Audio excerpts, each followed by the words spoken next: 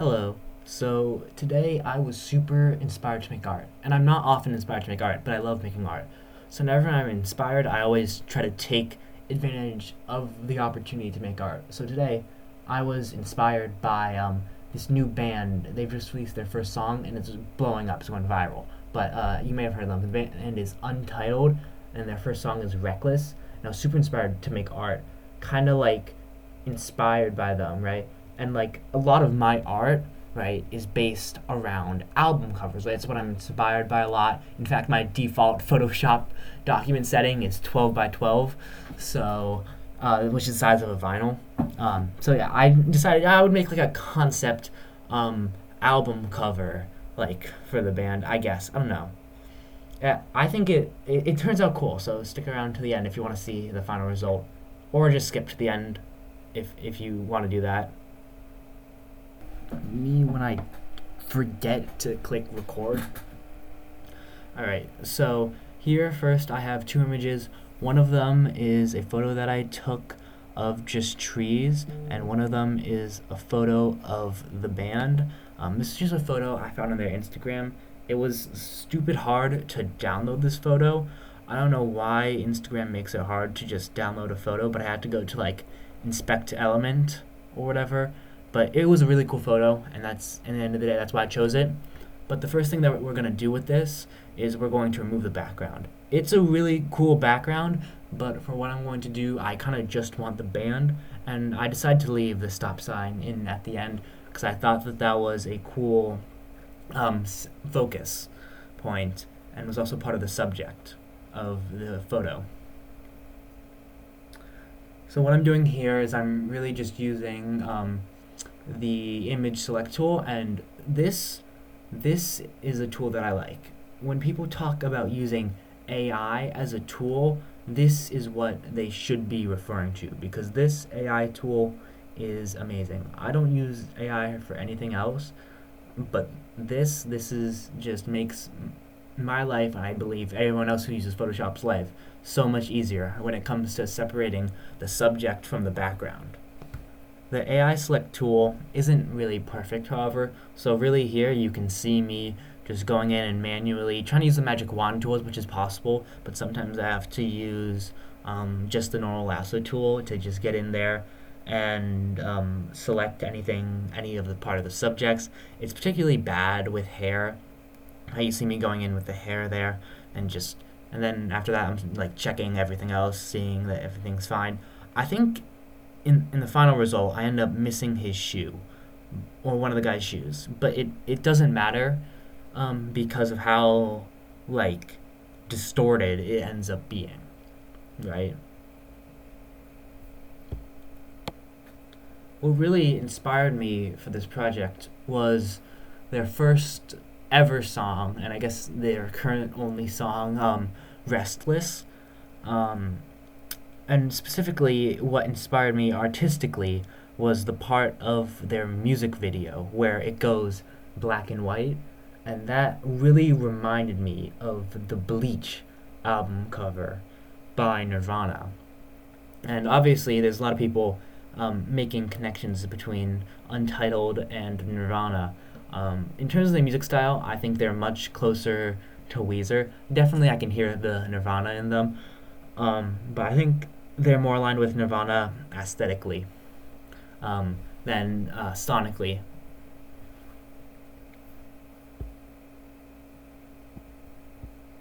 Isolating images really is the most tedious part of photoshopping anything. Once that's done, you get to the fun stuff, right?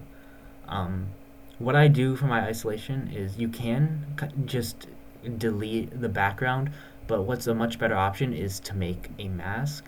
So that way, if once you're done with that, you can go in and edit that mask, which is what I do here. Right, and you can see on one of the guy's hair, I zoom in here because I see that the mask, or the initial AI mask, didn't get his face the correct way. So I go in with my brush to manually paint back in his face. And so now that we're all isolated and edited up, what I'm going to do is I'm going to warp the image. right?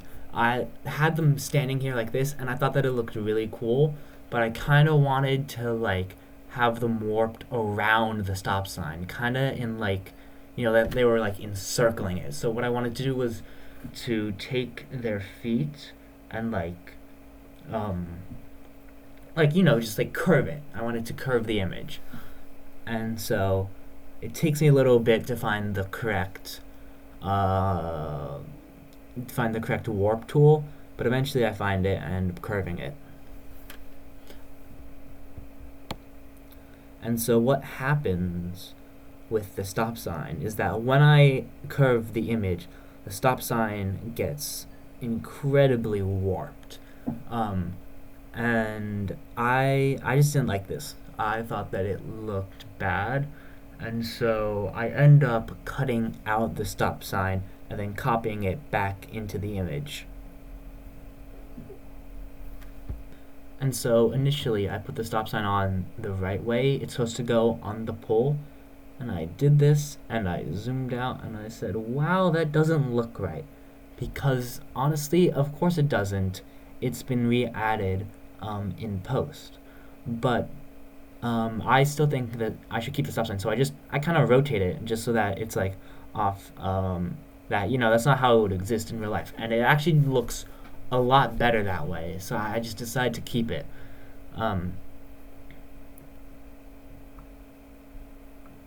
After that, I merge all the layers down so that it's now one image and that I'm not dealing with a bunch of different layers.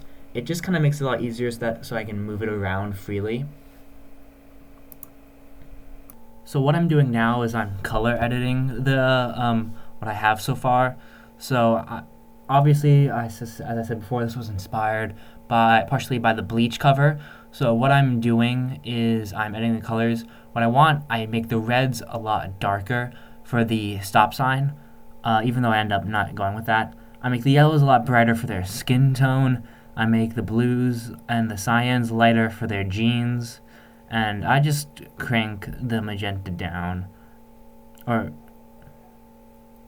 up and the green down. There's no real reason behind those two. It kind of made the image look a little bit better. So after that, I select it again and I invert it. What's important to note though here is that when you invert things, sometimes it matters the order of the layers. Right here you can see it's a lot of white. And so that's actually not what I intend for it to be. In fact, I look here and I see that the invert is below the black and white, when really it should be above.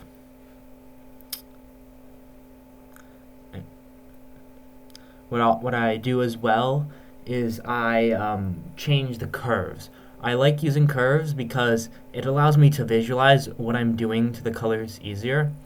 So what I will do is I make the blacks blacker and the whites whiter, and I make the middles very middle of the road, right? And so what that results in is like a very like a curve, right, where it's kind of tangent to the middle line at the middle, but it's more curved at the ends.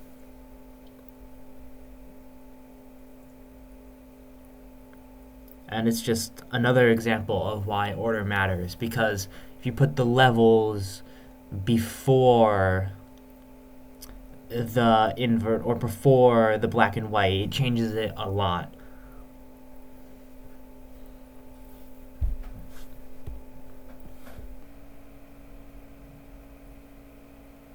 Now, as of the rest of this art, my inspiration really didn't come from anything in particular, just kind of my own style of artwork. I really like this thing where I take images and I isolate the sky from them, right? And I think it has a really cool effect, especially if you get like a sunset or a sunrise, then you edit the colors on that. You can get some really cool stuff there.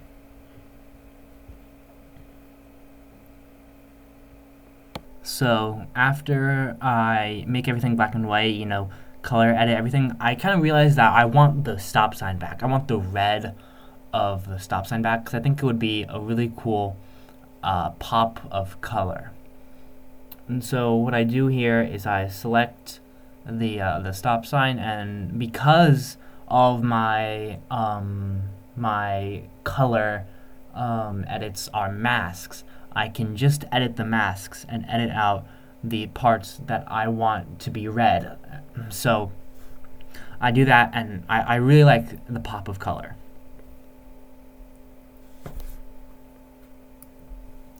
And after this, after I finish, the first image, editing the first image, I take a break and to eat dinner, and then I come back ready to work on the second image, which is going to be more of the background. So now it's time to work on the second image, and so what I really want to isolate here is I want to isolate the sky, right? Because that's what I like working with. I think isolating the sky from like a very noisy image where it's obstructed by a lot of things gives a really cool effect. Like it just is very surreal in a way, especially the way I like editing all my colors and whatnot. And so what I tried to initially do here is I try to use the object selection tool, but that is too broad, and it really doesn't go in between the branches like I want to. And so what I end up settling on to actually get the job done is the magic wand tool. And this actually works great because this was taken in such low light conditions. It really is able to select a huge chunk of the tree that I want to just take out. In doing so, it also selects a bit of the sky. I tried to remedy that, but at the end of the day, it's kind of fine, right? But what I do with this one is that I can still, after my first pass with the masking out the tree, I can still see a bit of that second tree in the background. And so what I do is I say, okay, I don't want to remove that second tree completely, because then that's most of the image that's gone. So what I end up doing is I end up making that second tree, I'm end up just making it a little bit more transparent. I end up using the magic wand to again selecting the color that I want, kind of deselecting some of the sky and leaving some of it in, and I make it not black because black would be like full out of the image. I make it a dark gray, which makes it just ever so slightly more transparent than the stuff that I want out completely, right? Then I end up doing a third pass of this with a lighter gray in between white and that dark gray, just because I thought that it would look better, and at the end of the day it did, right? And what this gives me is it gives me the white, like the negative space, the full color stuff, and 2 stages in between. And I think that at the end of the day that really looks cool. So what I also tried doing with the masks, I tried to blur. I tried to give it a Gaussian blur, which I think it's definitely good to blur your masks, right, to make it so that there's less of a harsh outline. But for this, you can just see that it just doesn't work, right? The whole idea of cutting out the sky is that there's a harsh transition and that it's not just a blob of color, but clearly something is missing, and you just don't really get that effect when everything is blurred. So I end up just instantly scrapping the idea of blurring the mask. And now it's time to edit the image, or edit the colors of the image. First thing that I instantly go to with any image is this new tool that I've recently, or this new adjustment that I found, and it's it's clarity and dehaze, and I think it just looks super cool with almost all images, because you can really just max it out and it looks great, in my opinion. I'm sure there's legitimate photo editing purposes for this, but I just like the way that it makes my images look.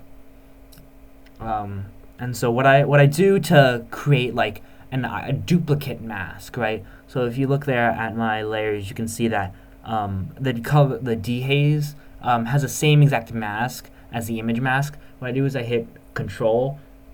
That's on Windows. I hit Control and I click the mask, and then I click the image, and it auto takes the mask, and including the values of between that are in between like the grays, and it to it applies that mask to the next layer that you add, the next adjustment that you add. And so after that, I go to my second go-to adjustment, the selective color. And so what I do here is I say I really want this background to be green. I really think that looks cool. And what I try doing next is I try to take the stuff on the right. I try to make it more red, more purple, more blue, anything that I can do. But it really just ends up not really working. And that's like due to the fact that that part is like one of the lower transparency parts of the mask. So the selective color doesn't have an effect on that, but what it really does have an effect on is when I turn it to neutrals. The neutrals really have a strong effect, and I see this basically instantly. And so what I do is I just start playing around with the neutrals. I see the magenta, and I really like that. I really like purple as a color. My top color's got to be green, purple, pink, and I think you really see that with this. So I make the mids purple. I make the blacks green, right? Like a dark, like a sludge green. I would call it. I think it looks really cool. And then I also change the lights. I make the lights kind of cyan color. I think I wanted to add a blue to the image because I thought that would look cool. But it's really faint, right? I try and I look to see if I can make it like by like changing the mask. I see if I can like enhance the blue. And I decide against it at the end of the day because I felt like we needed more muted tones than we needed just pure color. And there's already going to be plenty of pure color anyways with the greens and the purples and the yellows. But yeah.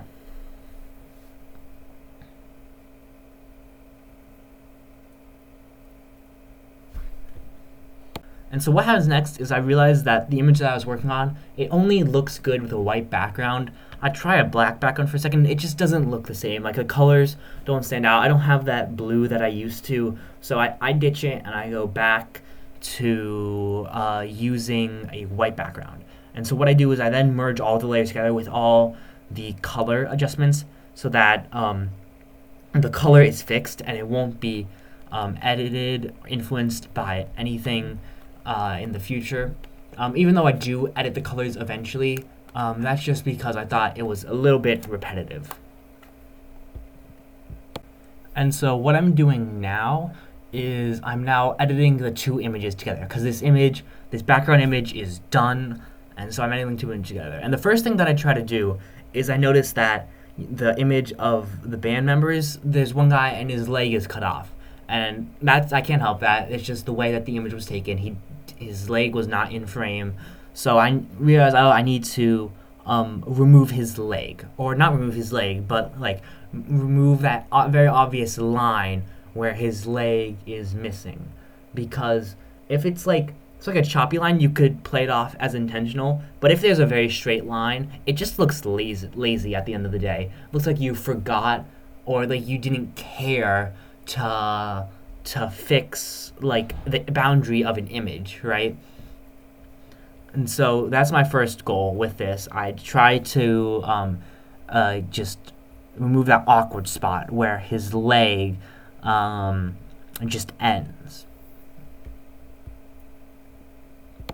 And so what I do next is I just try to rotate to find the right angle. It's a lot of trial and error to try to find like the best angle at which it hides his leg the best, but also you get a lot of the color that I really like want out of the image. Because currently, right, what I have it's nice. The stop sign pops, but it's just black and white, and I need more. So I enlarge the image as much as I can.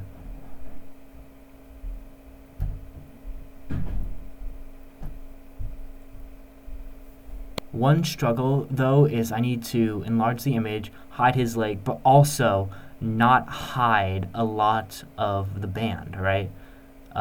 Because if I'm hiding the band, what was the point? You need to like strike that balance between, hiding him his leg away and keeping most of the band in. And so what I end up doing is I realize that I want a duplicate of that image.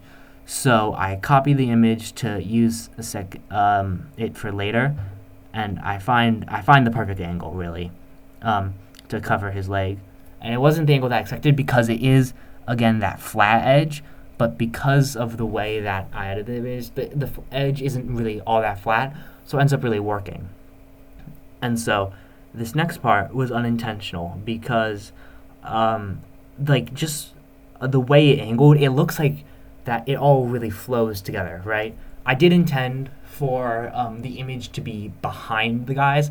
I didn't want to cover them up again, but I wanted something else in the background. So I just duplicated that same image again, kind of flipped it a bunch just to see what would work, rotated it a little bit, and then just scaled it up, like just kind of cover a lot of the background, but not all of it, because if all of it is filled, it's way too distracting. You need some negative space so that it's not overwhelming to the viewer, right? And so the negative space is there, but I'm not really feeling white, right? So I just go with the default, what I default to, black, and I think it looks pretty good. You could probably make the case for another color, but I think it really pops against the white of their inverted bodies, and also the light blue kind of outline that exists over the other colors. And at this point, there's not a lot left to do. About the extent of it is I add a little bit of color or I change the colors of one of the things so that it isn't repetitive. It's not the same exact colors everywhere. And that's basically where it's done. You can see at the end I play around with adding the band name for a little bit, and while I think there's an argument to be made that the album cover should include Untitled, I think honestly as like a concept album cover, right? Untitled, their first album would be self-titled, which makes it Untitled, which means that there's no title, which means that there shouldn't be a title on the album. Although, I guess for this album, it would make more sense if the album was named Stop, for obvious reasons.